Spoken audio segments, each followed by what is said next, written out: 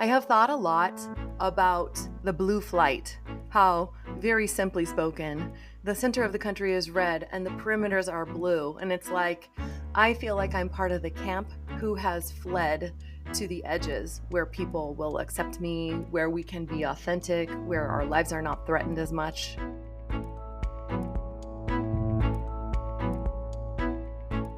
I'm speaking specifically from a queer point of view, how we often move for actual safety. And once we're in a place of physical safety, the emotional safety starts to come in with people around us.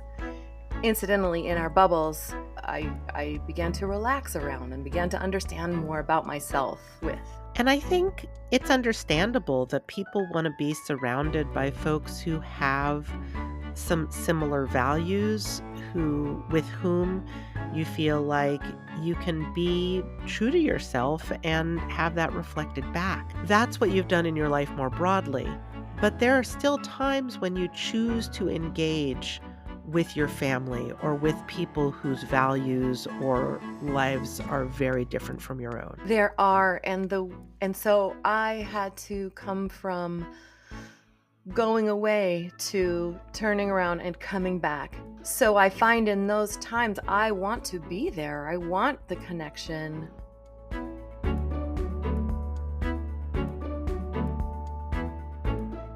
Welcome to Ready to Be Strong. I'm Tania Israel. And I'm Pema Rocker. Together, we're broadening our minds, opening our hearts, and strengthening connections in a politically charged election season and beyond. In this episode, we're talking about engaging effectively across the divide.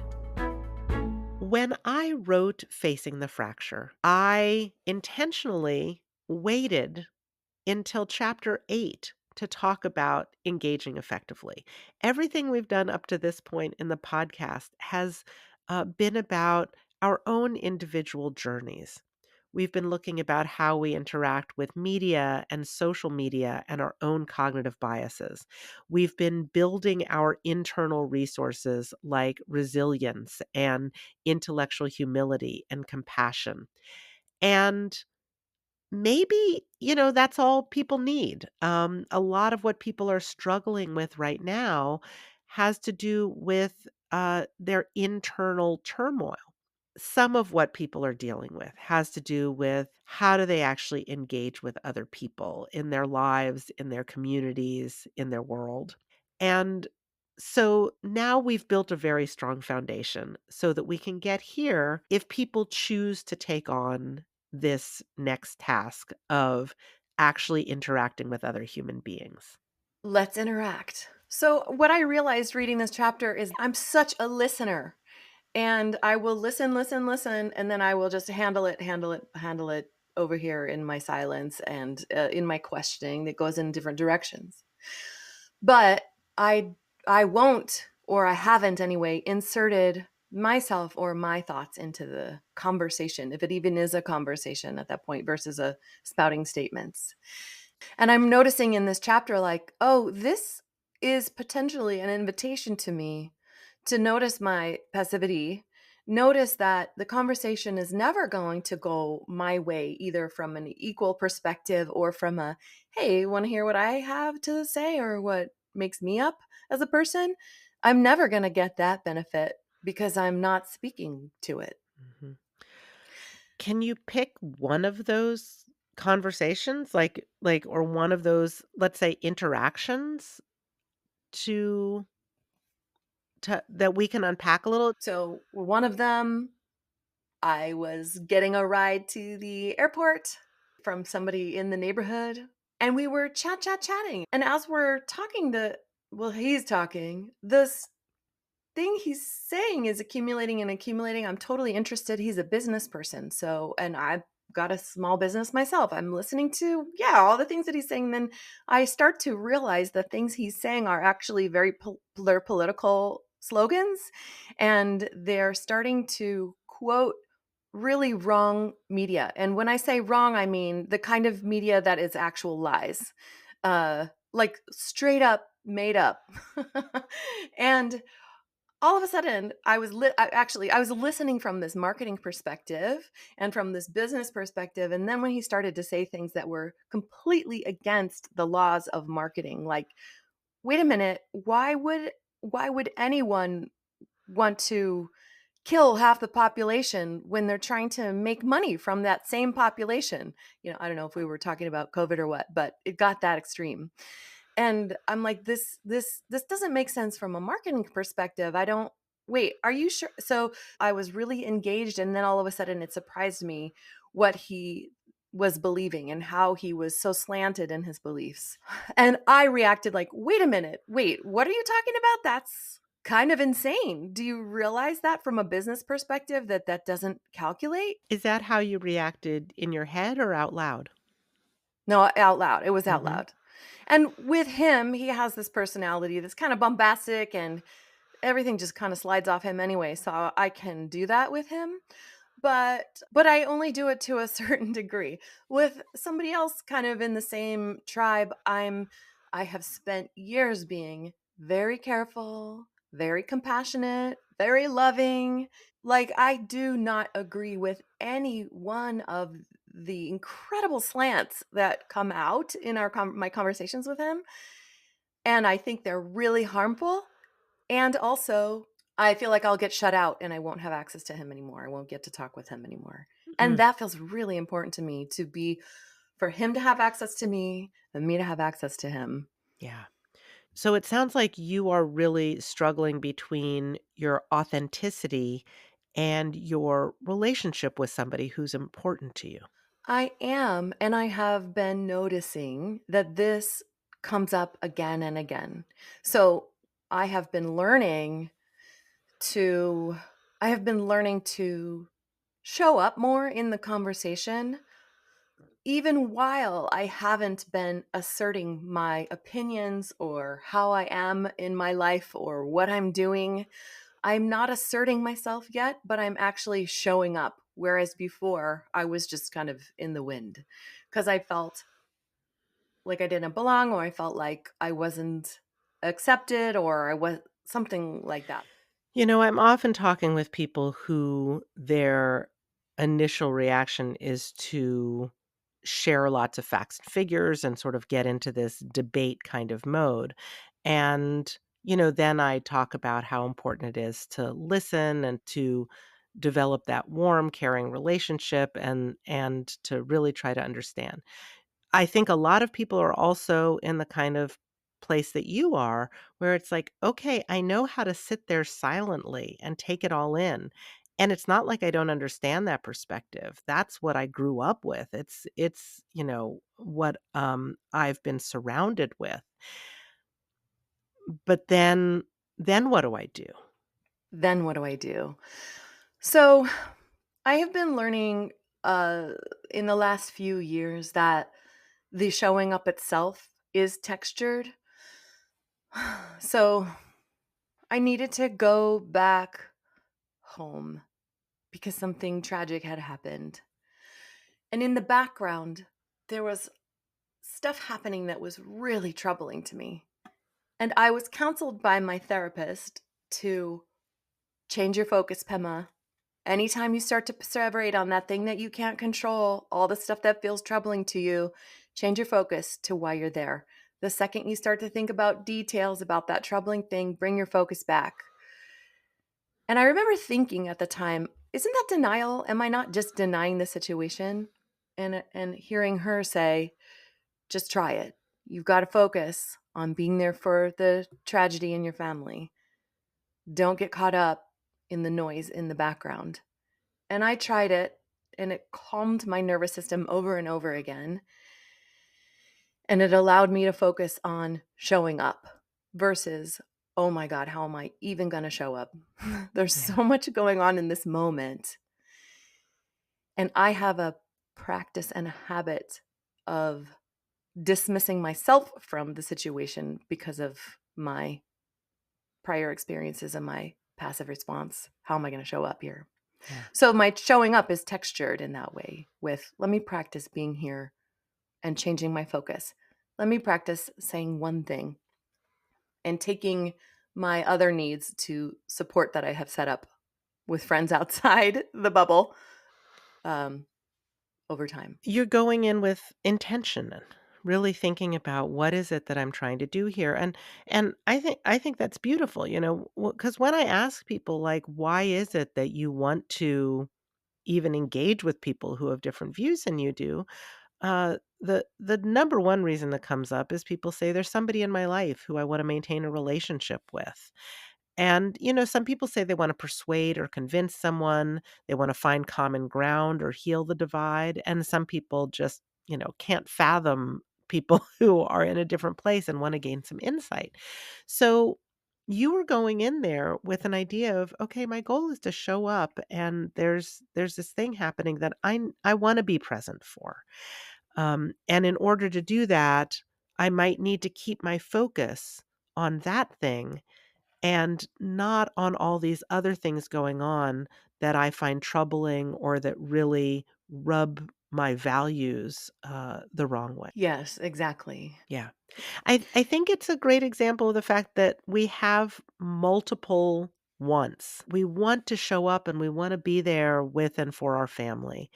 And at the same time, we want to be authentic. Sometimes we want to be allies to other populations that we feel are treated badly. Sometimes we want to just not hold back anything of ourselves, and want to be genuine and authentic and really fully seen. Sometimes we want to feel validated. So we're complicated because going in with intention means going in with saying, okay, this is my goal, and I have all of these other things that are driving me, but maybe I can't satisfy all of those in this moment. I'm thinking about that from several different moments in my lifetime. So, from this really young perspective, I'm thinking, I need you to accept me. I need you to see who I am and for that to be okay. And then, from a more progressed perspective, that flavor might still be in my system, but I'm negotiating with it. I'm I'm attending to that myself, accepting my doing my own self-accepting no matter who else is accepting me. And I'm showing up with an ability to show and feel some really true authentic engagement, some really true interest, like what's happening in your life, what makes you tick, even though I'm not asserting the same for me, myself, in my own life. And then from another progressed perspective, I'm thinking, okay, we gotta relate. I get my needs met elsewhere. Doesn't really matter who I am here, but we gotta engage together. Let's focus on this one topic.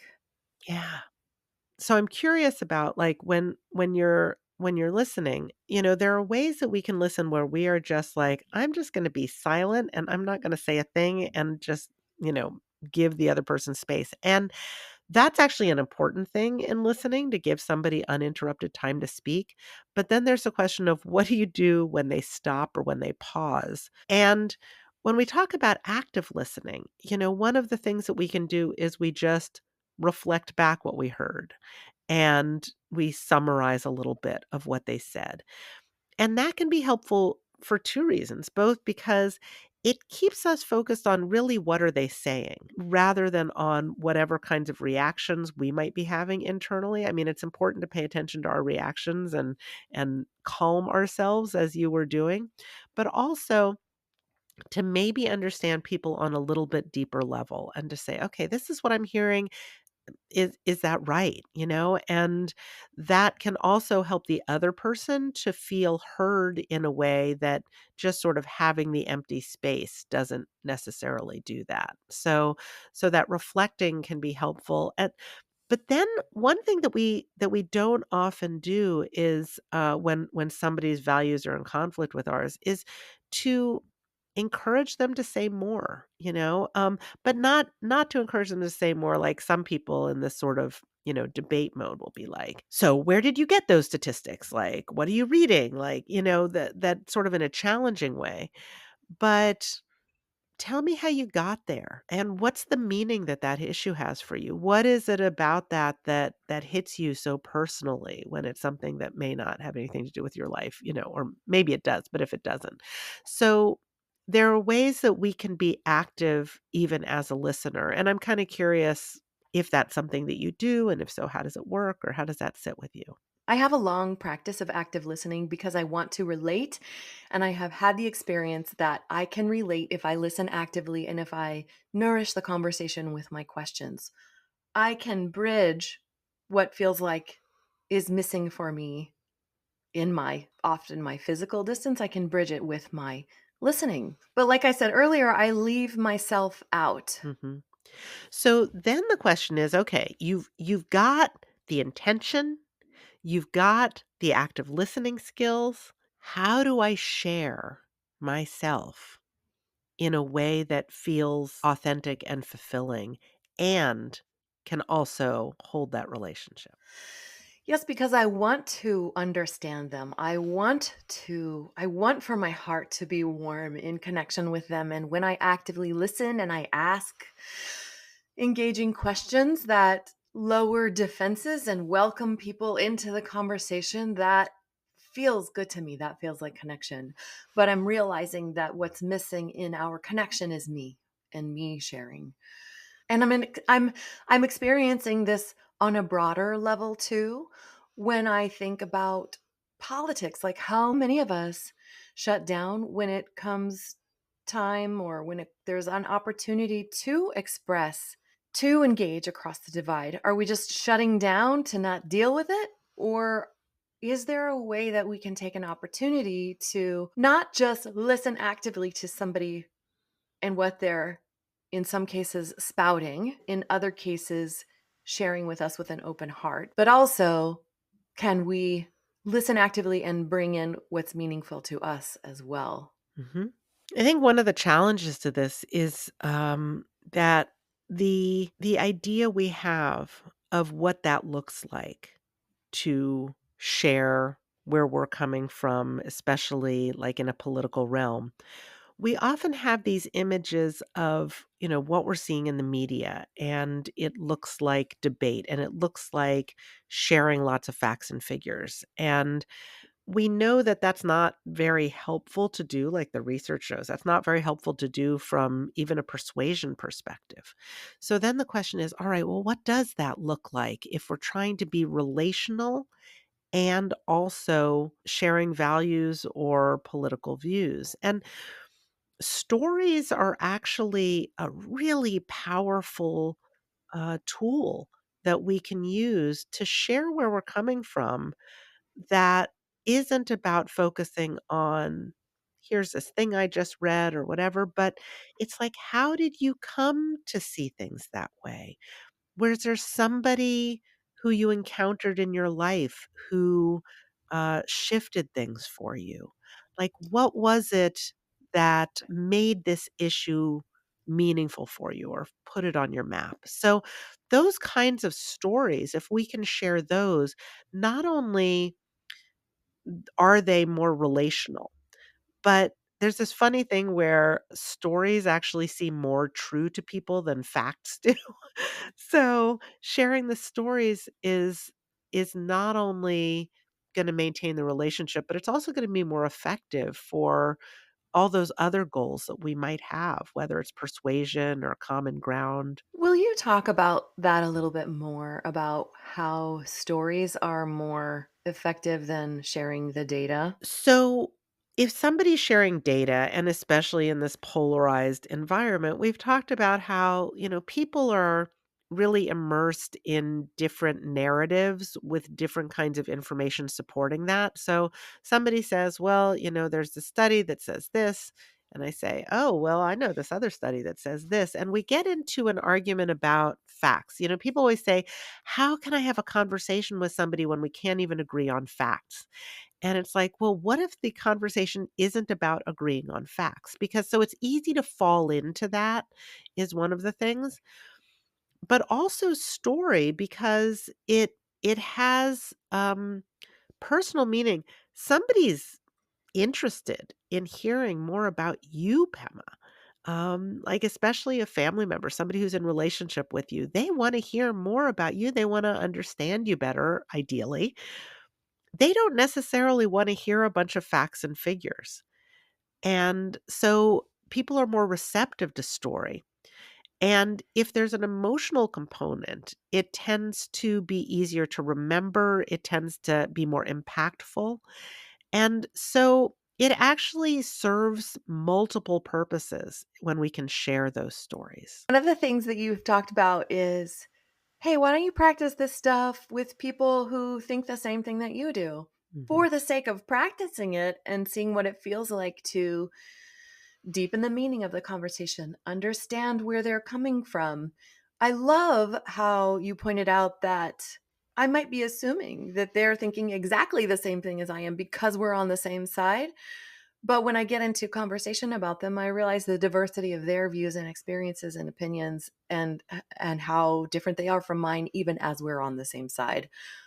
I love the thought of practicing with those folks, seeing how it feels, kind of getting that practice in my body, the kind of the lived experience of engaging, and then taking that safe lived experience into other, um, outside my bubble conversations, bringing my safety into those other conversations.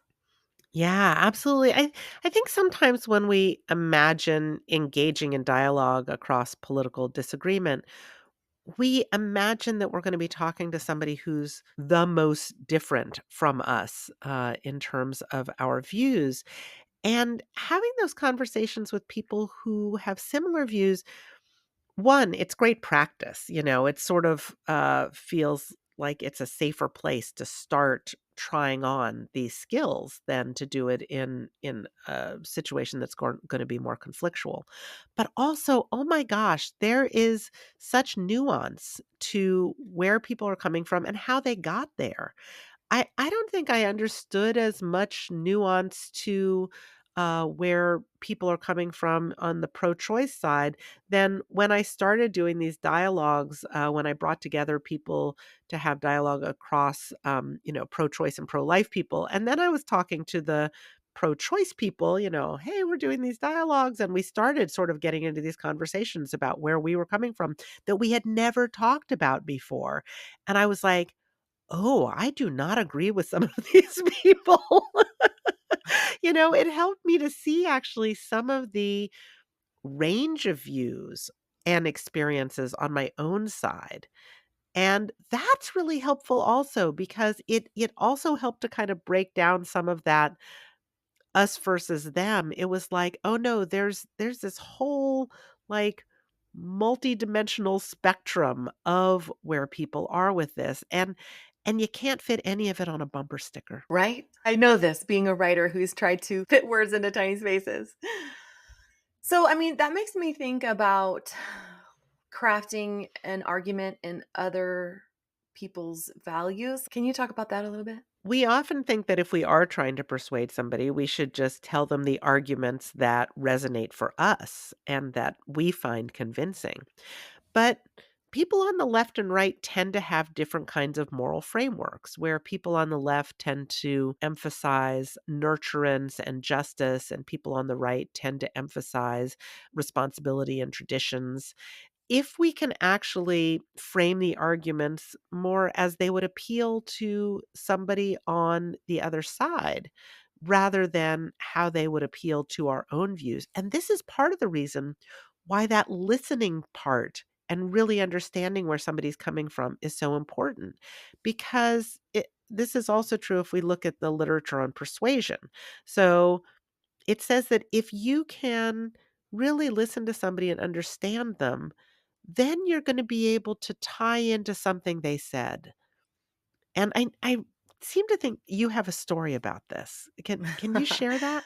Yeah, yeah. So I was the server at a restaurant, and the manager, I came in for the lunch shift. He had put in a life-size cardboard cutout of a model. I don't know, she's probably holding a beer mug or something like that. And she was very scantily clad. I don't know, it was just pushing all my buttons. when I told my manager about it, I was like, "Hey, what do you think of maybe moving that or away out of the entryway? Like if I'm having this reaction, maybe other people will too." And he's like, "Well, what do you mean? What's your reaction? Why are you reacting like that?" And I was like, "Oh boy. Not only is he not going to understand uh not only is he going to understand me here, but I'm gonna have to walk by that thing 100 times today while I'm carrying food to all of our customers." So I was like, "Hey, listen, the longer you keep this cardboard cutout of a scantily clad female body in the entryway and you sell burgers and beers for lunch, people are going to be buying salads and you're going to be losing money on your cheap french fries by spending more on the salads." And he's like, "Oh, uh-huh." And he took it down and put the thing in the office. So you were like, it's gonna make more of a difference to him what the bottom line is. That's he's running a business. That's his job. And he's not gonna care as much about if you feel like this is sexist and it makes you uncomfortable. So although that's legit also part of running a business.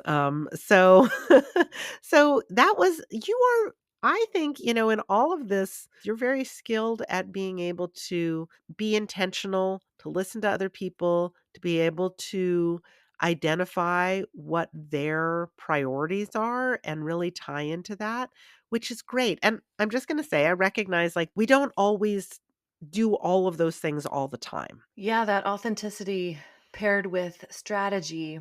I mean, I see politicians and media doing that all the time by having representatives tell stories about what was so important to them. And therefore, like that opens our heart a little bit. And then the policy points are driven through on a story. I see that happening all the time. When I think about it in my own life, yeah, it's less mythic maybe, but proportionally valuable. Yeah. And, the one other piece I want to bring in is people ask me a lot, what am I supposed to do when there's a real power imbalance or when somebody doesn't think I should exist? Like, do I have to talk to those people? And, my answer was always, well, no, of course. Like you don't need to do that. Dialogue is an opportunity. It's not a mandate. So just because you have these skills and just because you're able to do these things doesn't mean you have to do it at every opportunity. And at the same time, it's really important that we have these skills so that we're making that choice of if we're gonna do it, we have the skills, not, "Well, I'm not gonna do it because I have no idea how to go about doing that," which really disempowers us. So, empowering ourselves with the skills, and then also empowering ourselves to make the choices about what we wanna do and when. It makes me notice that here I have these skills that are all accruing and that I practice all the time, knowing it or not knowing it. And that maybe a good one for me to be aware of about myself is kind of a fear response, and that may be a default or automatic. And how can I bridge my fear response? I had a therapist a long time ago who had a troubling relationship with her one of her parents, and she and her sister had a deal. Like, of course they loved their parents and they loved their mom and they wanted to talk to her, but it was always hard. And so they had a deal, she and her sister, to call each other before calling their mom, call their mom and talk for a set amount of time, and then call each other after one of them had talked to their mom. And this became a pattern for them. This was their way of supporting each other through a hard thing that they knew they had to do, but also that found their way to relating to a hard relationship. Yeah, that's where it can be important to have our people who we feel like are on the same page as we are and will validate us and who we can share with in ways that will help us to regulate ourselves a little bit more so we can go into the hard situations and then we can come back and have that touchstone again. I think that's a beautiful example of how to do that. I know that I'm often thinking that I have to do everything all at once. I have to know all the answers all at once. And Hearing you say that in response to that story makes me remember like, yep, just take on one thing at a time. And then once I kind of understand how to address that one thing, my other skills kind of come in on their own. It's beautiful. Pema, you're doing great. Oh, thank you, Tanya. I'm Tania Israel, professor, psychologist, and author of Facing the Fracture. And I'm Pema Rocker, creative coach and author of Ash and Spirit. Make your choice. Are you ready to be strong? Ready to be Strong was created by me, Tania Israel, And me, Pema Rocker. and edited by Haley Gray. Our theme music is by Jeff Marcel at Premium Beat. Bring this conversation into your circles. Rate and review the show wherever you're listening. And most importantly, share this episode with a friend.